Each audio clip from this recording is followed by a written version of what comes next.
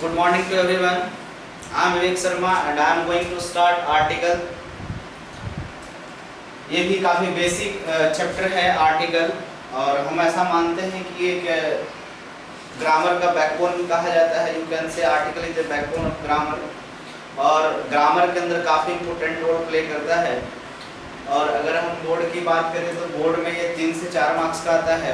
अगर ऐसे कंपटीशन की बात करें तो कंपटीशन में 2 से 3 मार्क्स का आता है। तो आज हम बात करते हैं आर्टिकल का। बिल्कुल इजी वे में बात करेंगे, बिल्कुल जीरो से लेकर टॉप तक जाएंगे। आप यहाँ फोकस करें, बिल्कुल समझ में आएगा। जहाँ डाउट होता है वीडियो को पॉज करें, दोबारा उसको देखें, अदरवाइज उसको लिख के फिर कमेंट बॉक्स में करें, फिर मैं उसका रिप्लाई करूँगा। अभी फिलहाल इसको देखें आर्टिकल। अगर आपसे कोई पूछे कि व्हाट इज आर्टिकल, आर्टिकल क्या होता है, या what do you mean by article, article से आप क्या समझते हैं, तो जनरली आप किसी से पूछोगे तो आपको केवल एक ही भाषा में ही जवाब देगा कि a and the is known as article.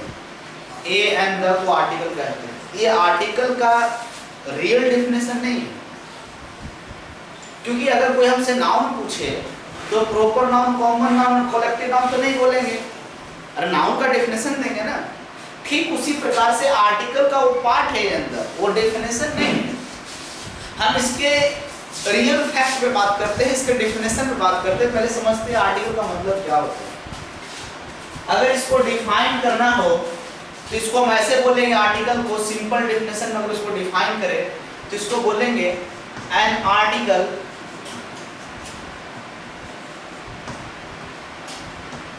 is known as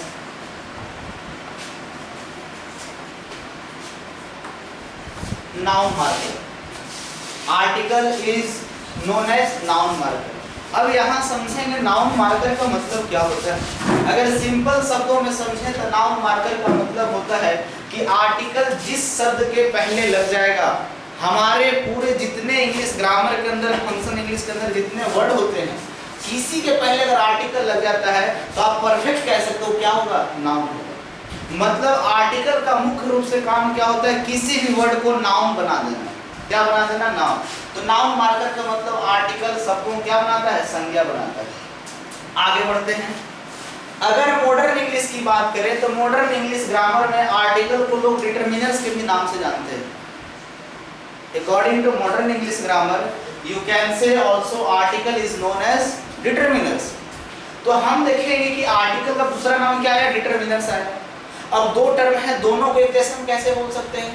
अब आर्टिकल देखा जाए तो इसको मुख्य रूप से 2 पार्ट में डिवाइड करते हैं, जिसको फर्स्ट को बोलते हैं हम लोग इनडेफिनिट आर्टिकल। इनडेफिनिट आर्टिकल जिसके अंतर्गत ए और एन आता है। अगर दूसरा देखें तो हम बोलते हैं इसको डेफिनेट आर्टिकल, जिसके अंतर्गत द आता है। अब क्वेश्चन ये नहीं है, क्वेश्चन ये है कि कुछ लोग आर्टिकल को डिटरमिनर्स बोलते हैं और दोनों को सेम कंपैरिजन करते हैं। कारण ये है, अगर हम डिटरमिनर्स की बात करें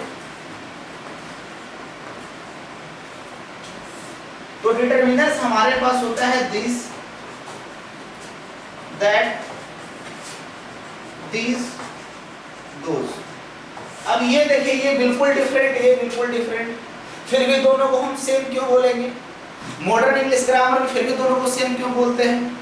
तो आप इसका रीजन ये है कि सम टाइम द की जगह पे at the place of the we can use this और दैट। मतलब कभी कभी किसी सेंटेंस में हम लोग द की जगह दिस का भी यूज करते हैं और दिस की जगह द का भी प्रयोग करते हैं। एक दूसरे से मिला जुला, दूसरे से नियर बाई है, नजदीक है, जिसके कारण से हम क्या बोलते हैं, आर्टिकल और डिटरमिनर दोनों सेम है। कुछ लोग इसका एक्सप्लेनेशन ये देते हैं, लेकिन रियल इसका एक्सप्लेनेशन क्या है। जब इस चैप्टर को आगे हम पढ़ाएंगे, जहाँ पे द का हम स्पेशल यूज पढ़ेंगे, वहां पे पता चलेगा कि दोनों में कुछ भी डिफरेंस नहीं है। अभी फिलहाल हम देखते हैं इन दोनों को एक एक करके हम एक्सप्लेन करते हैं।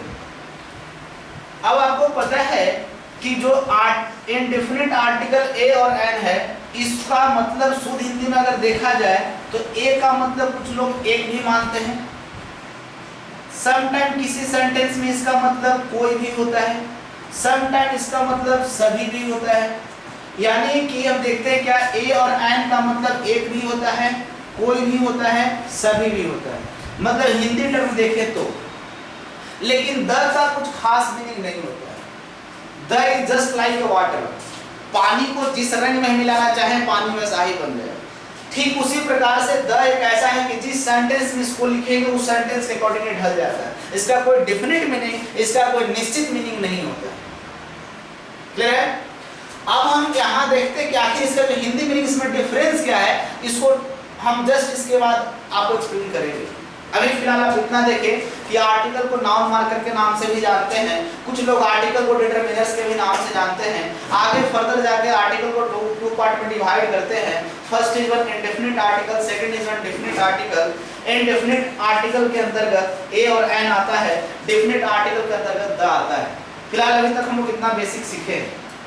इसके आगे चलते हम पढ़ते हैं क्या सबसे फर्स्ट यूज है आपका what is the use of indefinite article, then after we will explain definite article.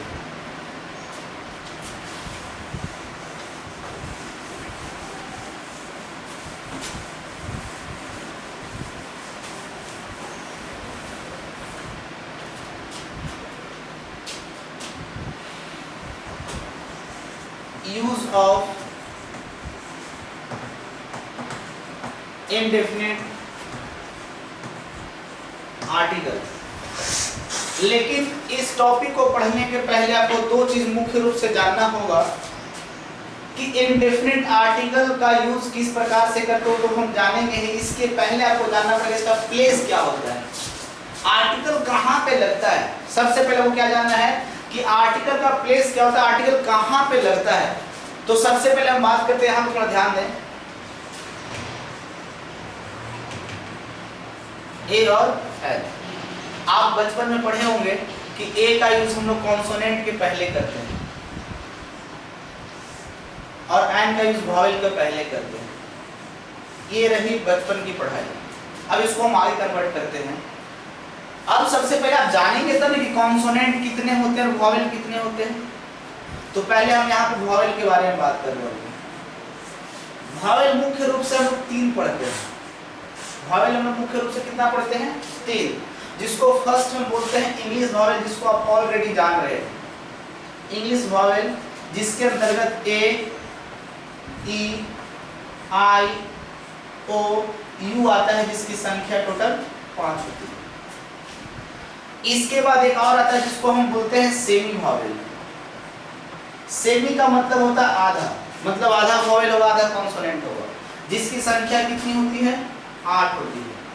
जिसके अंतर्गत कौन आता है, H, F, N, M, L, R, x,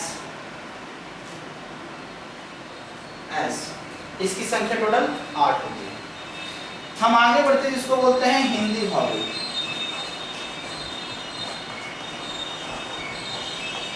जिसको हम स्वर वर्ण भी बोलते हैं, जिसकी संख्या होती है टोटल 11, अ से लेकर, इसके बीच में री नहीं आएगा, या जो डबल विसर्ग वाला अ होता है वो नहीं आता है। टोटल इसकी संख्या 11 होती है। ये हमारे पास कॉन्सेप्ट किसका है, वॉवेल का। अब हम आगे बढ़ते हैं, कॉन्सोनेंट कितने होते हैं। थोड़ा कॉन्सोनेंट के बारे में पहले जानते हैं।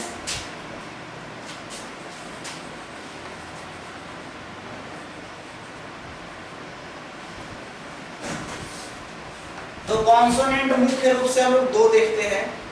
फर्स्ट होता है जिसको बोलते हैं लोग इंग्लिश कॉन्सोनेंट, इंग्लिश कॉन्सोनेंट जिसके अंतर्गत टोटल 21 होता है, जिसको आप पहले से जानते हैं अल्फाबेट में 26 लेटर होता है। जब उसको डिवाइड करते हैं तो 5 वॉवेल होता है, 21 कॉन्सोनेंट होता है। अब हम बात करते हैं हिंदी कॉन्सोनेंट। हिंदी कॉन्सोनेंट दूसरे शब्दों में इसको क्या बोलते हैं हम लोग, व्यंजन वर्ण, जो कि टोटल कितने होते हैं, 33, यानी क से लेकर ज्ञ तक। तो ये था हमारा बेसिक कॉन्सेप्ट कि हम वॉवेल को पहले 3 पार्ट में डिवाइड करते हैं। पहले इतने सारे वॉवेल के बारे में हम जानेंगे, देन आफ्टर कॉन्सोनेंट के बारे में जानेंगे। इन दोनों को जानने के बाद ही बाद ही इस स्टेप को पढ़ा जाता है। पहले इसके बारे में बेसिक नॉलेज लेंगे, देन आफ्टर इसको पढ़ेंगे तो ज़्यादा सुविधा होगा, ज़्यादा इजीली समझ पाएंगे। अब देखते हैं इनका कॉन्सेप्ट क्या है।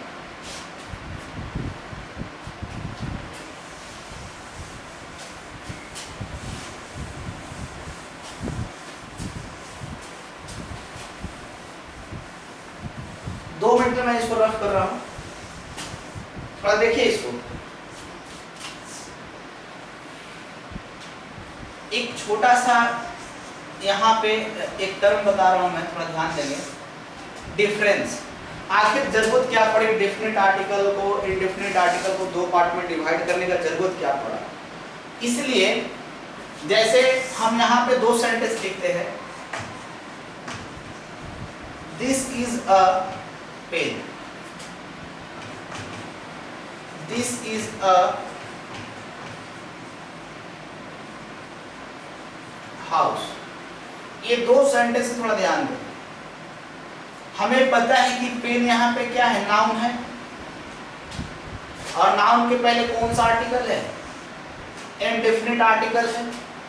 पेन यहाँ पे नाउन है, नाउन के पहले कौन सा आर्टिकल, इनडेफिनिट आर्टिकल है। इनडेफिनिट आर्टिकल लगाने का यहाँ पे रीजन क्या है, वजह क्या है? रीजन ये है कि ये जो पेन है इसकी कुछ भी खासियत, कुछ भी विशेषता यहाँ पे नहीं बता रहा। ये पेन कैसा है, किसका है, किस कलर का है, कितना साइज है, कुछ यहाँ पे क्लियर नहीं है। और जब कुछ भी इसके बारे में क्लियर नहीं है, इसके लिए इसके पहले हमने इंडेफिनिट आर्टिकल ए का यूज किया। दिस इज अ पेन, यह एक कलम है, इसके अंदर पूरे वर्ल्ड में जितने पेन है सभी इसके अंदर आ सकते हैं, क्योंकि उसकी कोई विशेषता नहीं है, इसलिए इसके पहले हम इंडेफिनिट आर्टिकल लगाए। अगर इसी सेंटेंस को हम ऐसे लिखते हैं,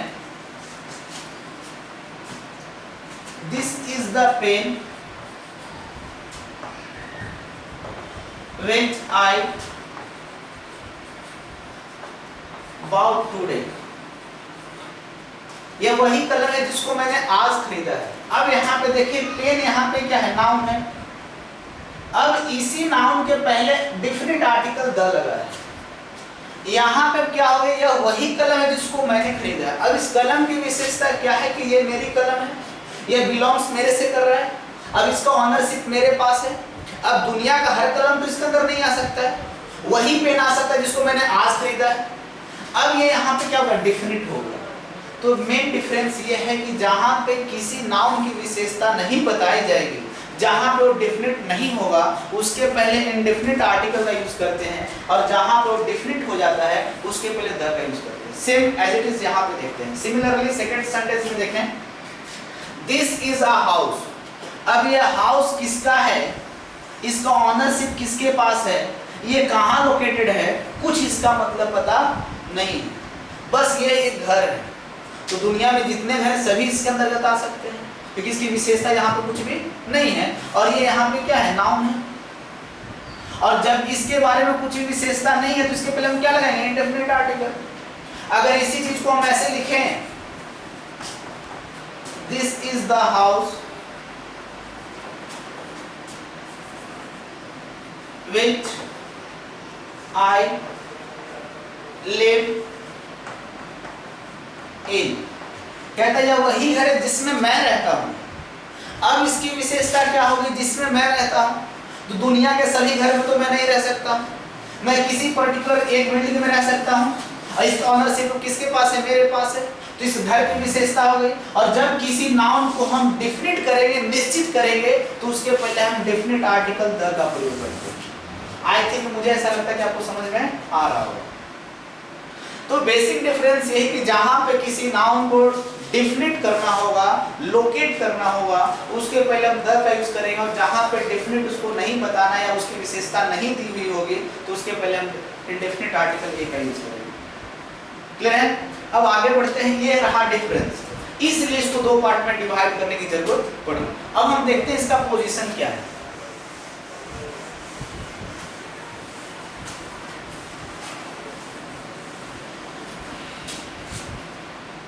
नेक्स्ट, अभी वॉवेल कॉन्सोनेंट को डिवाइड किए थे, उसके बाद की बात करते हैं। जैसे यहां पे लिखते हैं वर्ड,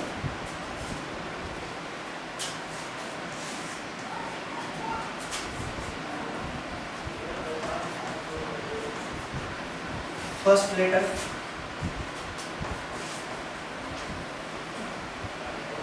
प्रोनाउंसिएशन, जिसको हिंदी में क्या बोलते हैं हम, उच्चारण।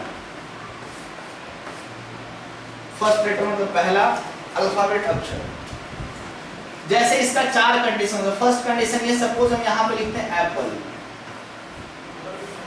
ठीक है। आप केवल फर्स्ट लेटर पे ध्यान देंगे। एप्पल का सबसे फर्स्ट अल्फाबेट लेटर क्या है, ए। अब इसको पढ़ेंगे कैसे हम, एप्पल। तो देखो ये ए भी वॉवेल है, और ये अगर आ आई में देखें तो ये भी वॉवेल है। ये दोनों क्या है, वॉवेल है। तो इसका प्रोनाउंसिएशन क्या हो गया, वॉवेल।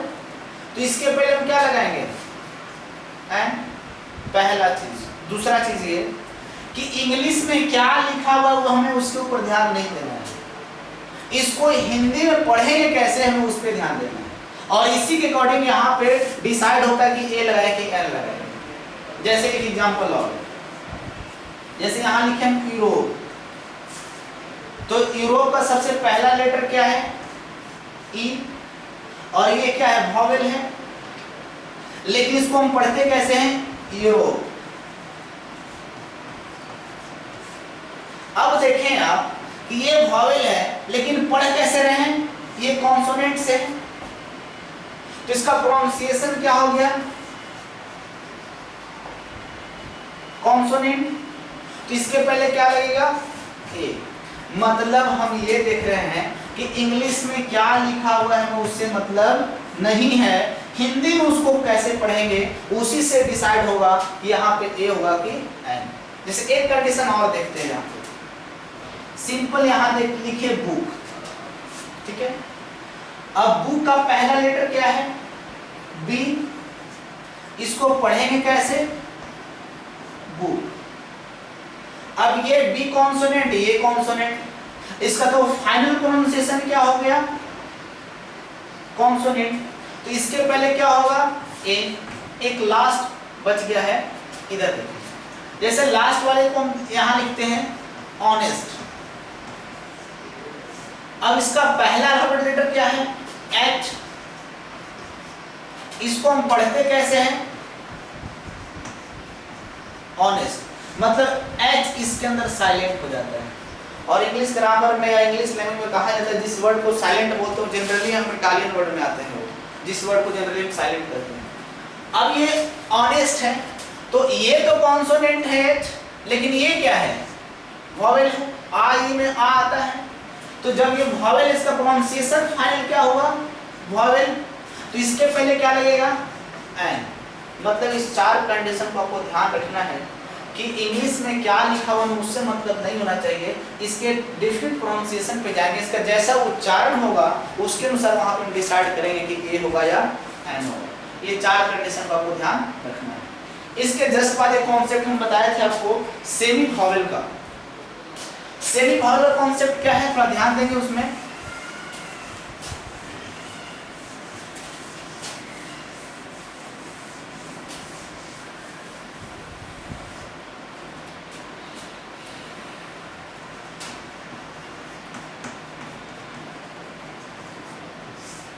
जैसे हम यहां लिखते हैं सिंपल एफ, ठीक है। ये देखो कॉन्सोनेंट लिखा हुआ है, एफ कॉन्सोनेंट होता है। लेकिन जब इसको हम हिंदी में पढ़ेंगे तो क्या पढ़ेंगे, एफ। अब देखो यहाँ पे एफ कॉन्सोनेंट है, लेकिन एफ का जो ये स्टार्टिंग कर रहे हैं हम लोग, उच्चारण कर रहे हैं, प्रोनाउंसिएशन कर रहे हैं, ये क्या है, हिंदी वॉवेल है, तब तो इसको हम एफ पढ़ रहे हैं। तो ये देखो हाफ कॉन्सोनेंट हाफ वॉवेल, इसी को बोलते हैं सेमी वॉवेल। आधा कॉन्सोनेंट आधा वॉवेल को हम क्या बोलेंगे, सेमी वॉवेल। जैसे हम यहाँ लिखते हैं सिंपल एम, ये दिखने में कॉन्सोनेंट लग रहा है और लिखा हुआ भी क्या है, कॉन्सोनेंट है। लेकिन जब इसको हम पढ़ते हैं तो सिंपल ऐसे पढ़ते हैं, एम। अब ये कॉन्सोनेंट है, लेकिन ये क्या है, वॉवेल है, इसलिए ये आधा वॉवेल आधा कॉन्सोनेंट को क्या बोलते हैं, सेमी वॉवेल। और इन लोग, इनकी संख्या कितनी होती है, 8। क्लियर है? अब आगे बढ़ते हैं। अब जैसे इसी पे हम 30-40 क्वेश्चन आपको प्रोवाइड करते हैं, आपको उसमें केवल इतना फिलअप करना है कि कहाँ पे ए होगा और कहाँ पे एन होगा। क्लियर है? जैसे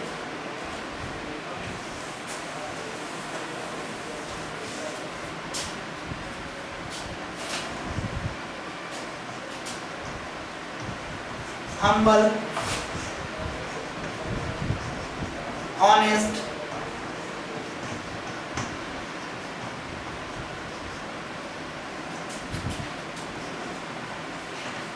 historical building,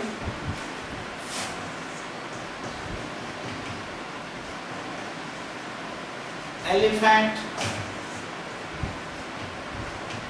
MLA, MBBS, MA, IFS,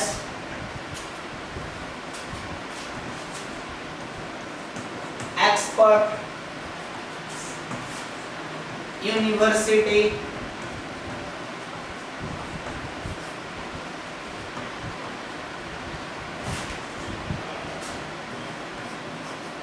old man, very old man,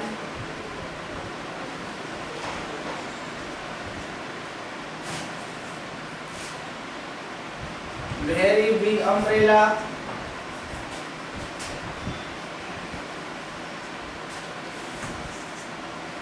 umbrella,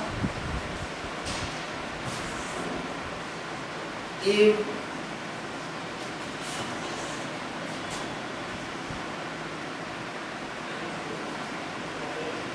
European country,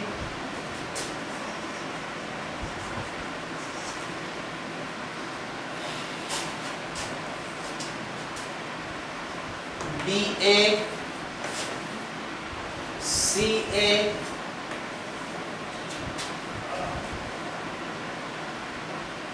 member of parliament,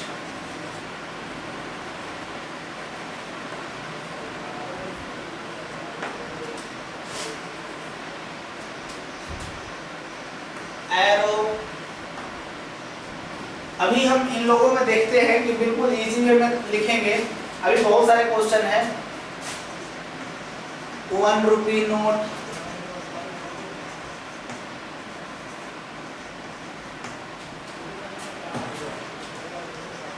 one way path, unique,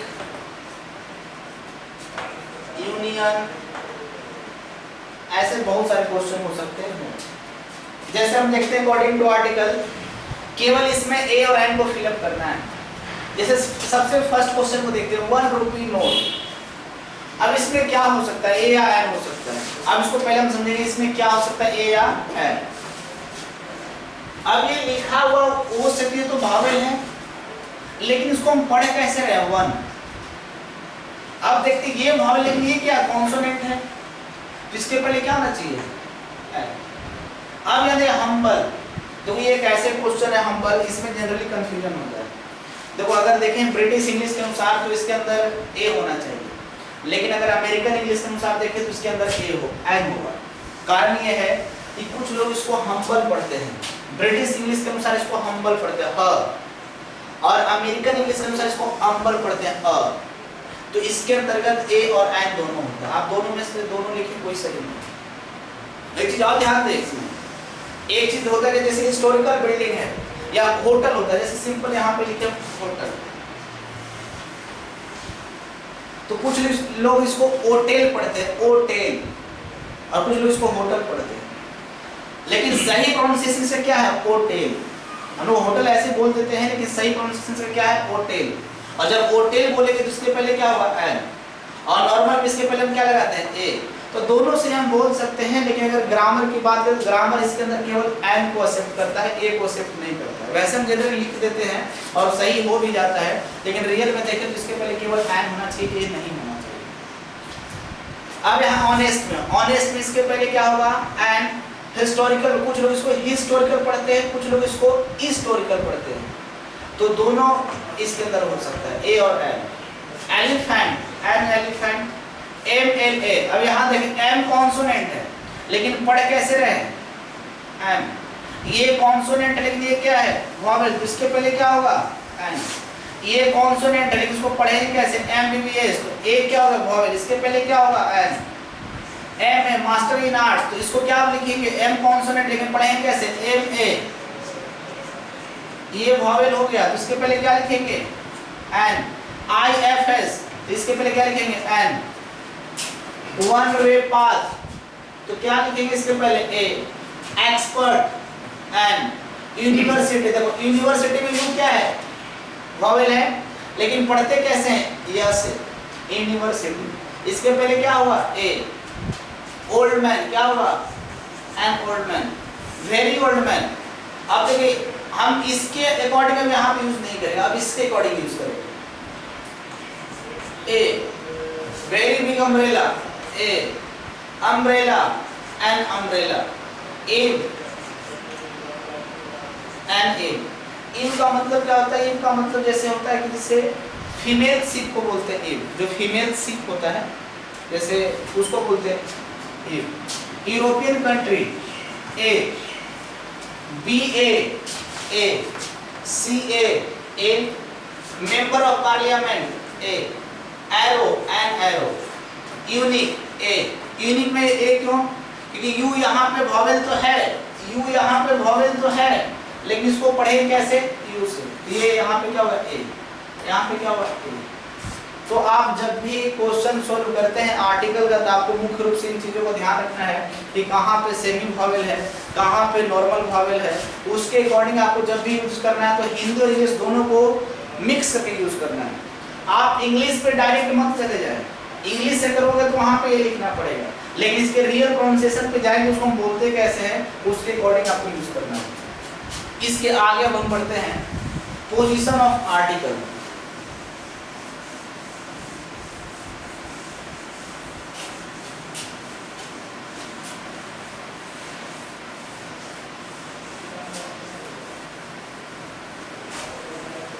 position of article,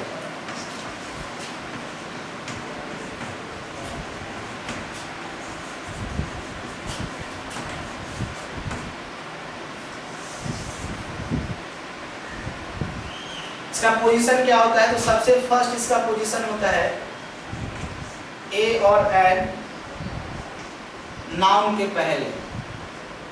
जैसे हम लिखेंगे ऐसे, this is a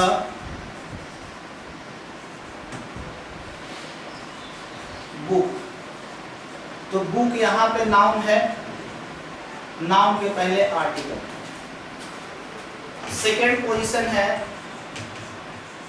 A an plus adjective plus noun.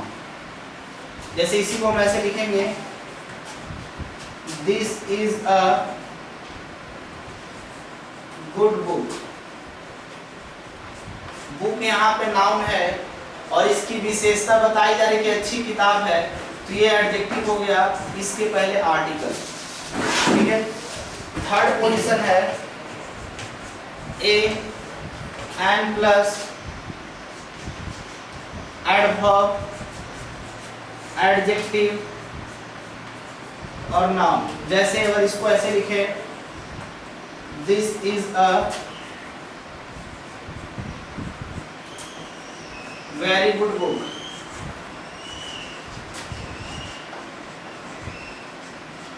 तो book यहाँ पे noun, good यहाँ पे adjective, very यहाँ पे एडवर्ब, इसके पहले आर्टिकल। मुख्य रूप से इंग्लिश में यही 3 पोजीशन होते हैं जिसके पहले हम आर्टिकल का यूज करते हैं। इसके अलावा अब जैसे हम बात करते हैं, ये केवल जो है इंडेफिनिट आर्टिकल के लिए, ध्यान रखें ये केवल ए और एन के लिए है। द का कोई भी पोजीशन नहीं होता है, वो कहीं पे भी यूज किया जा सकता है, लेकिन ध्यान रखें वो नाउन होना चाहिए या प्रोनाउन। थोड़ा ध्यान रखें, यहाँ पे आपको कोशिश ये करना है कि ये जो तीनों पोजीशन है ओनली वैलिड फॉर ए और एन। द का अलग कंडीशन होता है, उसका अलग टर्म्स कंडीशन होता है। तो अभी हम बात करते हैं केवल अभी जो केवल हम बात करते हैं ए और एन के लिए। आगे बढ़ते हैं।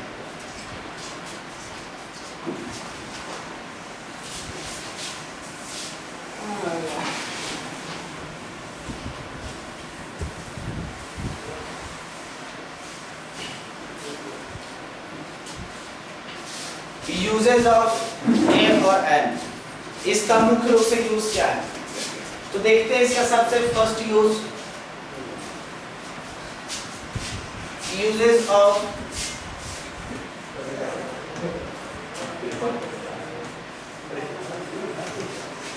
Indefinite article.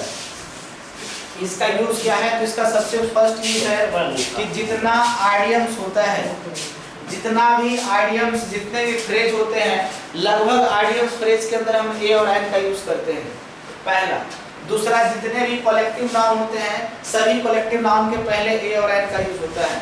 थर्ड, जितने भी सिंगुलर नाउन होते हैं या singular countable noun, you can say also singular uncountable noun, दोनों के पहले हम यूज कर सकते हैं। सिंगुलर काउंटेबल नाउन हो या सिंगुलर अनकाउंटेबल नाउन हो, दोनों के पहले इंडेफिनिट आर्टिकल ए और एन का यूज कर सकते हैं। तो 4-5 कंडीशन में बताया, उसको मैं बता रहा हूं एक करके। सबसे फर्स्ट देखेंगे, in case of collective noun,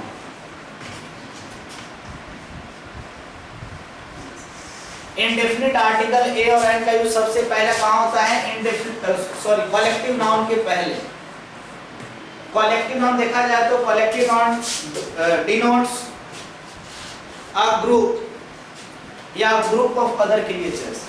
जहां पे एक समूह की बात करेंगे वहां पे इसको हम क्या बोलते हैं? Collective noun. जैसे यहां पे लिखेंगे सिंपल, एक कमली of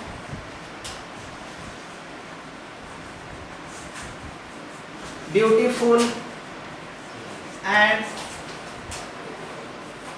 young girls.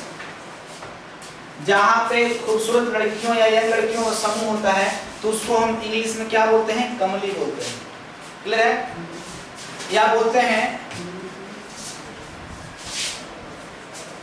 A Grove of trees. जहां पे पेड़ की, वृक्षों की एक लंबी कतार होती है, उसको हम इंग्लिश में ग्रोव बोलते हैं। या a bundle of books, a bundle of books. तो जहां पे किताबों की जहां बंडल लगे होते उसको हम क्या बोलते हैं? बंडल। नेक्स्ट एक और क्वेश्चन यहां पे लिखते हैं simple, a pride of lion, a pride of lion. जहां पे शेरों का समूह होता है उसको हम प्राइड बोलते हैं। तो इससे हम इससे देख क्या रहे हैं कि जहां पे भी कलेक्टिव नाउन है उसके पहले हम ए का यूज कर रहे हैं। तो सबसे फर्स्ट कंडीशन है कि कलेक्टिव नाउन के पहले आर्टिकल ए और एन का यूज किया जा सकता है। सेकंड कंडीशन की बात करते हैं। अच्छा, एक चीज और ध्यान दें, इसमें कभी भी प्लूरल नाउन के पहले आर्टिकल का यूज ना करें। कभी प्लूरल नाउन आता है तो उसके पहले इंडेफिनिट आर्टिकल ए और एन का प्रयोग ना करें। प्लूरल नाउन के पहले हम लोग आर्टिकल का यूज कर सकते हैं, लेकिन किसका? केवल द का। Only the can be used before plural nouns. We can't use a और एन बिफोर प्लूरल नाउन्स। हम लोग प्लूरल नाउन्स के पहले ए और एन का यूज नहीं कर सकते हैं, बाकी द का यूज कर सकते हैं। इस चीज का ध्यान रखें। जैसे सपोज सम टाइम होता है, सिंपल यहाँ पे भी लिखे थे एलिफेंट, अगर इसमें एस लगाओ, एलिफेंट्स लगाओ, तो इसके पहले कोई भी आर्टिकल नहीं होगा। आगे बढ़ते हैं, इसका फर्स्ट सेकंड हम बात करते हैं कि इंडेफिनिट आर्टिकल सेकंड इसका यूज क्या होगा।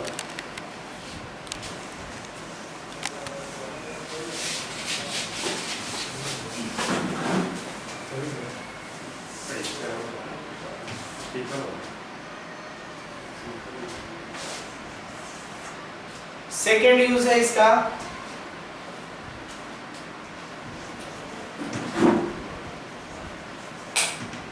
आइडियामेटिक वर्ड्स। जहां पे आइडियम्स के जैसे वर्ड्स होते हैं वहां पे इसका यूज होता है। जैसे हम यहाँ पे एक एग्जांपल लेते हैं, अ लॉट ऑफ या अ नंबर ऑफ या a good number, a good many या a great many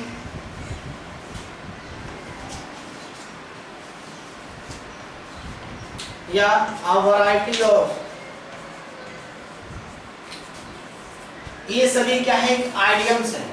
तो हम देख क्या रहे हैं कि ए और एन का यूज आइडियम के पहले भी होता है, a lot of, a number of, a good many of, ऐसे इसका आइडियम के पहले भी करते हैं। इसको और सेकंड तरीके से देखिए तो सम टाइम ऐसे भी करते हैं, जैसे लिखिए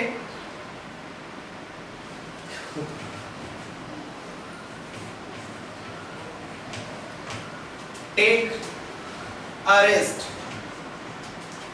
टेक a risk,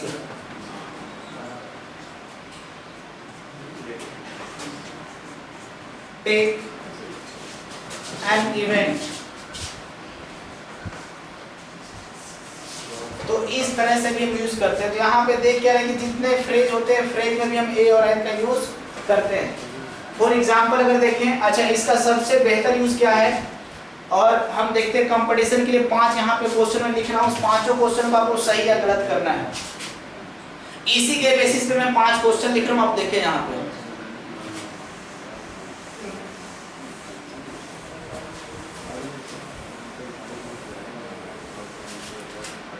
सिंपल यहाँ पे ऐसे लिखते हैं,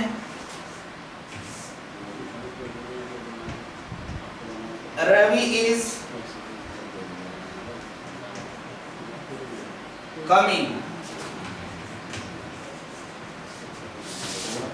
A Ravi is coming। एक लिखते हैं a cow is a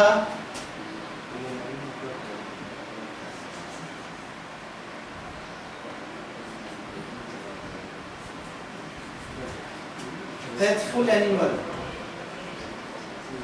यहाँ पे यूजफुल भी लिख सकते हैं। सिंपल इस सेंटेंस में बहुत कुछ आपको पता चलेगा, केवल इस 3 सेंटेंस को देखें ध्यान से। आप इस सेंटेंस को ध्यान से देखें, हम क्या बता रहे हैं। रवि इज कमिंग, इसमें कहीं एरर है, कहीं एरर नहीं है। फिर रवि यहाँ पे क्या है, सब्जेक्ट है, वर्ब है, V4 है, तो कोई दिक्कत नहीं है, सब्जेक्ट वर्ब है। अब इसको हम देखते हैं, इसमें क्या प्रॉब्लम है। इसमें प्रॉब्लम यह है, इस क्वेश्चन में प्रॉब्लम क्या है, जैसे हम बात करते हैं ए रवि इज कमिंग, और रूल होता है कि कभी भी प्रॉपर नाउन के पहले हम आर्टिकल का यूज नहीं करते हैं। रवि यहाँ पे क्या है, प्रॉपर नाउन है, एक व्यक्तिवाचक संज्ञा है, और कभी भी प्रॉपर नाउन के पहले आर्टिकल का प्रयोग नहीं करते हैं। तो क्या ये सेंटेंस गलत है? ये सेंटेंस 100% सही है।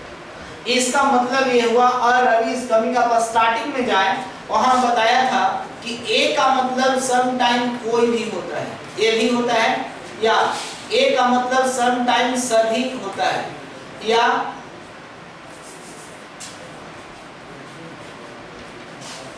ए का मतलब सम टाइम एक भी होता है। अब यहाँ पे ए का मतलब क्या है, यहाँ पे ए का मतलब कोई है, यानी कोई रवि नाम का लड़का है जो आ रहा है। इसका मतलब यहाँ पे प्रॉपर नाउन के पहले ए है, इसका मतलब गलत नहीं हो गया। आपको देखना है कि वहां पे ए का मतलब किस सेंस में दिया हुआ है। वहां पे ए का मीनिंग कोई के अर्थ में है, मतलब कोई रवि नाम का लड़का है जो कि आ रहा है, ये बिल्कुल सही है। हम अगले क्वेश्चन पे चलते हैं, अ काव इज अ फेथफुल एनिमल। अब क्या एक ही गाय फेथफुल होता है या सभी होते हैं? तो यहाँ पे ए का मतलब सभी है, एक नहीं है, वहां पे ए का मतलब क्या है, सभी है, कि सभी गायें जो होती है वो फेथफुल होती है। लेकिन यहाँ पे ए का मतलब सभी केवल एनिमल के सेंस में करते हैं। ये अब हम लोग इंसान के सेंस में नहीं कर सकते, केवल एनिमल के सेंस में ए का मतलब सभी होता है। क्लियर है? तो ये ऐसे ऐसे क्वेश्चन आपको 10-20 क्वेश्चन और नेक्स्ट आपको लेक्चर में मिलेगा, उसका एक सेट आपको मिल जाएगा। नेक्स्ट लेक्चर में कम से कम 100 क्वेश्चन का सेट मिलेगा, जिसमें 50 क्वेश्चन आपको ए और एन से रिलेटेड होंगे। 50 क्वेश्चन आपको इस तरीके से होंगे जिसमें एरर फाइंड आउट करना होगा, और कंपटीशन में जो आता है क्वेश्चन इस तरीके से क्वेश्चन आते हैं। क्लियर है? जो नेक्स्ट मेरा वीडियो आएगा उसमें कम से कम 50 क्वेश्चन इस तरीके से होंगे जिसमें बहुत सारे कॉन्सेप्ट आपको क्लियर हो जाएगा। आर्टिकल रियल में पढ़ते कहाँ क्यों है और कहाँ इसका यूज होता है, आपको सारा कुछ पता चलेगा इस तरीके के क्वेश्चन में। और कंपटीशन में ए और एन का यूज एप्पल और सेब नहीं आता है, कंपटीशन में इस तरह के क्वेश्चन आते हैं जो कि आपको 100 क्वेश्चन अगले लेक्चर में मिलेंगे। नेक्स्ट हम मिलते हैं नेक्स्ट वीडियो में। क्लियर है? तब तक आप इसको देखें समझें, जहां डाउट होता है मैंने बताया नीचे कमेंट बॉक्स में कमेंट करें। इसके जस्ट बाद जो हम आएंगे तो नेक्स्ट लेक्चर में आपका क्वेश्चन भी मिलेगा, और उसके बाद उसमें हम लोग क्या करेंगे, डेफिनेट आर्टिकल द का यूज भी पढ़ेंगे। क्लियर है? और इसके बाद जब से चैप्टर कंप्लीट होने वाला होगा तो उसके बाद एक पॉइंट और हम लोग पढ़ेंगे आर्टिकल से रिलेटेड, जिसको हम बोलते हैं नो यूज ऑफ आर्टिकल या ओमिशन ऑफ आर्टिकल। कहाँ पे आर्टिकल का यूज नहीं करेंगे, अभी केवल हम पढ़ रहे हैं आर्टिकल का यूज कहाँ करेंगे, इसके बाद एक टॉपिक है आर्टिकल का यूज कहाँ नहीं करेंगे। फिर मिलते हैं नेक्स्ट वीडियो में। Thanks for watching video.